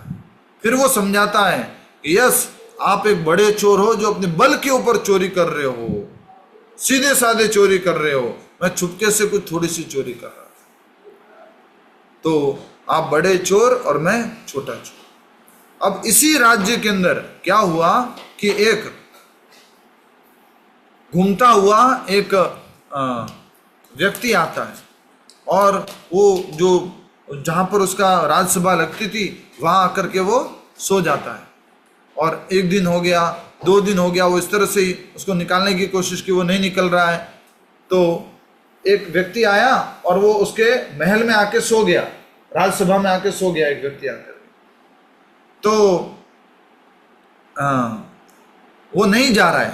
तो अलेक्जेंडर को बोला, देखो ये आपके राज्य में आकर यहाँ पे राजमहल में सो गया है। तो अलेक्जेंडर के सामने प्रस्तुत किया गया। अलेक्जेंडर पूछता है कि अच्छा आप यहाँ पर क्यों ऐसे करते हो, आप यहाँ पर क्यों आए हो, इसको कुछ तुमने क्या समझा है, यहाँ पर कैसे सो रहे हो। तो वो राजा को क्या बोलते हैं, वो राजा को बोलता है, वो राजा पूछता है ये कोई धर्मशाला है क्या। बोले हाँ ये धर्मशाला है। क्या बोलता है, हाँ ये धर्मशाला। राजा के राज्य को बोलते हैं धर्मशाला है, जहां वो राजा कर राज्य कर रहा है बोलते धर्मशाला है। बोले कैसे धर्मशाला है, कैसे बोल सकते हो तुम्हें धर्मशाला है। बोले धर्मशाला में क्या होता है, कोई व्यक्ति आता है, थोड़े टाइम तक रहता है, फिर चला जाता है, फिर कोई व्यक्ति आता है, थोड़े टाइम तक रहता है, फिर चला जाता है। बोले तुम अभी राजा हो, पहले तुम्हारे बाप थे, फिर तुम्हारे दादा थे, फिर उससे पहले तुम्हारे परदादा थे, आए चले गए, आए चले गए, आए चले गए, आए चले गए, अब तुम आए हो, तुम भी चले जाओगे। तो ये धर्मशाला नहीं तो क्या है। इस तरह से ये बहुत सुंदर शिक्षा प्रस्तुत की कि जगत में हमें समझना है कि हमें आसक्त नहीं होना है, आसक्त नहीं होना। बहुत इंपॉर्टेंट सिद्धांत है। अटैचमेंट नहीं होना है। आज कुछ सुविधा मिल गई तो ठीक है, नहीं मिली तो ठीक है, ऐसा नहीं हमें तो ऐसी ही सुविधा चाहिए। एक महाराज जी थे, एक महाराज जी, कथा करने वाले महाराज जी, उनके बारे में बताया गया कि वो कथा करने जा रहे थे तो उनका लिस्ट में लिखा हुआ था बिजनेस क्लास एयर टिकट होना चाहिए, बाकी लोगों के लिए ये वाला एयर टिकट होना चाहिए, ये वाला होटल होना चाहिए। तो आगे वाले गेस्ट ने कहा कि स्वामी जी बिजनेस क्लास क्यों बुकिंग करवाना है, आपके लिए क्या जरूरत है? उसने बिजनेस क्लास बुकिंग नहीं करवाया। सोचिए, वो कथा करने से मना कर दी। आसक्त नहीं होना है, जैसा मिल रहा है, जैसा मिलेगा उससे संतुष्ट रहना है। आज बढ़िया गाड़ी में घूम रहे हैं, कल नहीं है कुछ भी, ठीक है चलेंगे। हमारे जीवन का उदाहरण बताते हैं हम कि कभी कभी तो क्या होता है, किसी के घर जाते हैं तो बढ़िया गाड़ी छोड़ने आ जाती है या बढ़िया गाड़ी लेने आ जाती है। और कभी कभी क्या होता था, रोड के ऊपर ऐसे ही ऑटो में चल रहे हैं, किसी बाइक के पीछे चले गए, किसी जैसे हमें कोलकाता भी गए थे तो कुछ सुविधा नहीं होती है, बाइक के ऊपर प्रचार करने निकल जाते थे। पहले आज से 5 साल पहले की बात कर रहे हैं। तो ये जीवन में ऊपर प्रभुपाद जी अमेरिका में तो रोल्स रॉयस है, ये है वो है, सब कुछ सुविधा है। जब यहाँ पर मायापुर में आए, वृंदावन में आए, इतनी सुविधा नहीं है। आसक्त नहीं होना है। तो ये आगे और उत्तर आएंगे। उद्धव जी का प्रश्न था कर्म योग के माध्यम से प्रेम भक्ति कैसे प्राप्त करें। भगवान बता रहे ब्राह्मण का कर्म, क्षत्रिय का कर्म, वैश्य का कर्म, शूद्र का कर्म। अगर ये कर्म नहीं कर पाए तो क्या करें, ये कर्म नहीं कर पाए तो क्या करें, ये कर्म नहीं कर पाए तो क्या करें। ब्रह्मचारी, ग्रस्त, वानप्रस्थ, संन्यास का कर्म। ब्रह्मचारी को क्या कर्म करना है, ग्रस्त को क्या कर्म करना है, वानप्रस्थ को क्या कर्म करना है, संन्यास को क्या करना है। ये सारे वर्ण आश्रम का उद्देश्य क्या है? धीरे धीरे धीरे धीरे धीरे मुक्त होना, भगवान की भक्ति करना, आसक्ति कम करना। समेटो, फैलाओ मत, अब समेटो, समेटना शुरू करो। मैंने आपको पहले भी कई बार बताया है, शुद्ध भक्त, शुद्ध भक्त कैसा है? शुद्ध भक्त ऐसा है, पैदा हुआ, शुद्ध भक्त पैदा हुआ, शुद्ध भक्त पैदा हुआ, कोई आसक्ति नहीं। थोड़ा बड़ा हुआ, कोई आसक्ति नहीं, और बड़ा हुआ, कोई आसक्ति नहीं, और बड़ा हुआ, कोई आसक्ति नहीं, कोई आसक्ति नहीं। शुद्ध भक्त कैसे रहता है? जीवन भर एक जैसा रहता है, मृत्यु कोई आसक्ति नहीं, पैदा हुआ मरने तक पूरा ऐसे ही रहता है शुद्ध भक्त, कोई आसक्ति नहीं। ये किसका लक्षण है? ये कौन? अब साधारण व्यक्ति, नॉर्मल व्यक्ति, नॉर्मल व्यक्ति, ठीक है। नॉर्मल व्यक्ति कैसा है? पैदा हुआ, आसक्ति नहीं थी, धीरे धीरे आसक्ति बढ़ी, धीरे धीरे आसक्ति बढ़ी, आसक्ति बढ़ी, आसक्ति बढ़ी, और बढ़ी, और बढ़ी, और बढ़ी, और बढ़ी, और बढ़ी, और फैलाया, और फैलाया, और फैलाया, मर गया, मृत्यु आ गई, आसक्ति के साथ मर गया। ये साधारण व्यक्ति, 2 नंबर साधारण व्यक्ति। तीसरा व्यक्ति जो थोड़ा बहुत नियम पालन करता है, वैदिक नियम पालन करता है, थोड़ा बहुत शास्त्रों में विश्वास रखता है, उसका जीवन कैसा है? पैदा हुआ और थोड़ी आसक्ति बढ़ी, बड़ी बड़ी बड़ी, थोड़ी और आसक्ति बढ़ी, बड़ी बड़ी बड़ी, और आसक्ति बढ़ी बड़ी, लेकिन फिर एक समय के बाद वो क्या करता है? क्या करता है? कम करता है, कम करता है, कम करता है, अपनी आसक्ति को कम करता है, कम करता है, कम करता है, कम करता है, फिर से इतनी आसक्ति पर। तो जैसा शुरू किया था वैसे मृत्यु पे आ जाता है। ऐसे ऐसे बड़ा बड़ा बड़ा, फिर से कम हो गया, ऐसे छोटा हो गया। अब ये किसके लिए है? जो वैदिक नियम पालन करके धीरे धीरे धीरे जो अंत में थोड़ा सा आसक्ति से मुक्त हो। अब आता है चौथा व्यक्ति। चौथा व्यक्ति कौन सा है? जो अपनी जवानी में या अपने बचपन में भक्ति सीख लेता है। वो कैसे चलता है? पैदा हुआ, थोड़ा सा आसक्ति बढ़ा है, थोड़ा सा आसक्ति बढ़ा है, बस इससे ज़्यादा बढ़ने नहीं देता, इससे ज़्यादा बढ़ने नहीं देता, और उसके बाद में कम, बिल्कुल कम, मुक्त हो जाता है।